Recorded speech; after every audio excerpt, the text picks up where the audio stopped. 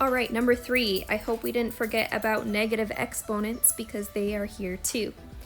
So we're going to take the -5 and we're going to basically distribute it to both of the terms inside the parentheses. So I get a to the -3rd to the -5th times b squared to the -5th. Now I use power over power, so -3 times -5 is 15.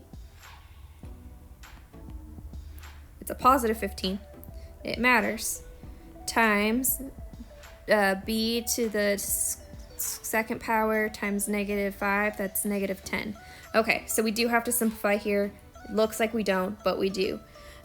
So if you recall from yesterday, we talked about how negative exponents, they don't belong where they're at.